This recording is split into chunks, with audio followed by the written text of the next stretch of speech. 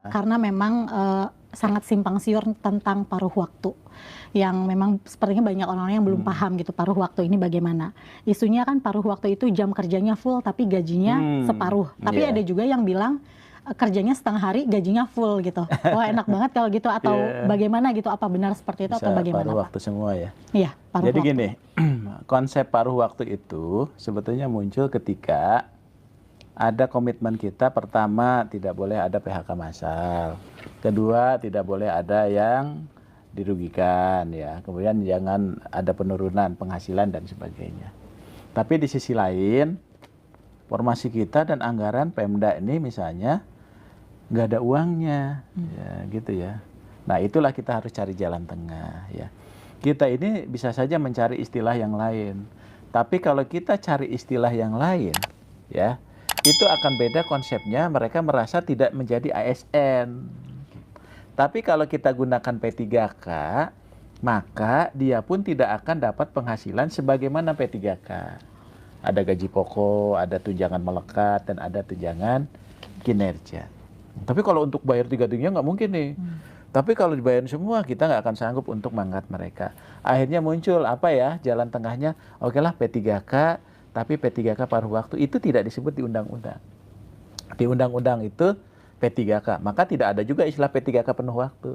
Jadi P3K aja ini kita sebutkanlah istilah P3K paruh waktu supaya pertama masih muncul nomenklatur P3K-nya. Oh, saya walaupun paruh waktu saya P3K nih.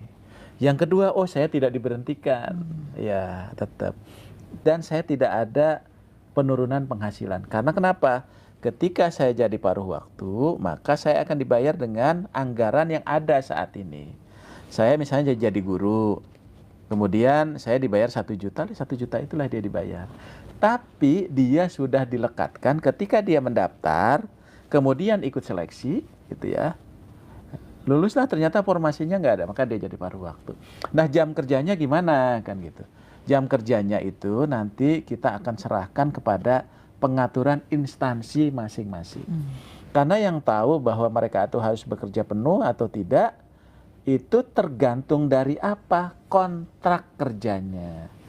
Karena kan P3K itu basisnya kontrak. Ya, di kontrak itu disebutkan aja dia akan bekerja kapan gitu ya. Jadi artinya nanti instansi akan kita berikan ruang untuk mengatur jam kerja bagi mereka yang paruh waktu.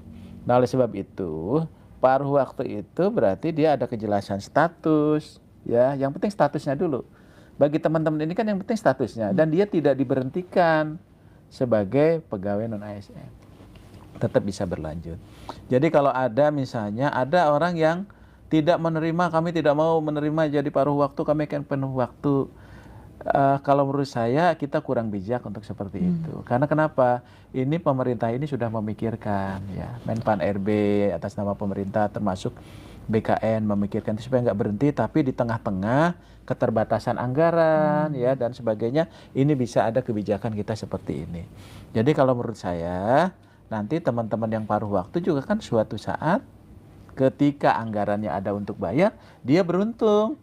Apakah paruh waktu ke P3K itu perlu seleksi? Tidak perlu seleksi lagi. Ya, bahkan NIP-nya sudah melekat, nanti tinggal diusulkan formasinya, maka dia langsung diangkat menjadi P3K.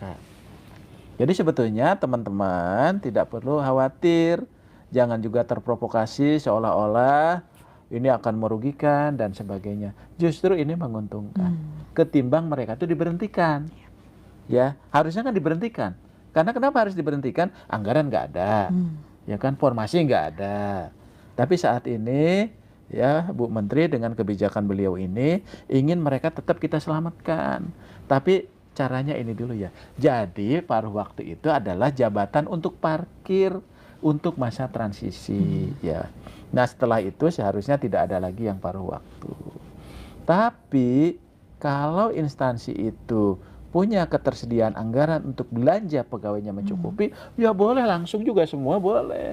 Kan kita juga tidak bisa memaksa kementerian, lembaga, dan Pemda yang nggak punya uang gitu harus bayar.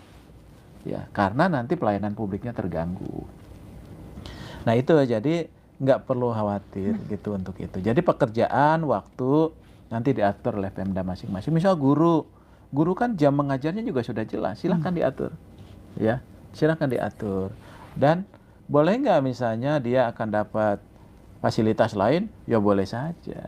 Ya, mereka juga ikut boleh rapat, mereka dapat apa dan sebagainya kan boleh-boleh aja, gitu. Jadi artinya teman-teman, paruh waktu itu adalah memang kebijakan yang memang untuk mengakomodasi, ya. Ketimbang kita tidak bisa mengakomodasi itu, ya tentunya ini dampaknya juga akan kemana-mana, ya. Tapi kalau dengan paruh waktu itu kita bisa paling kurang mengakomodasi teman-teman yang tidak ada formasi dan anggarannya, tapi mereka punya status hukum yang jelas, gitu ya.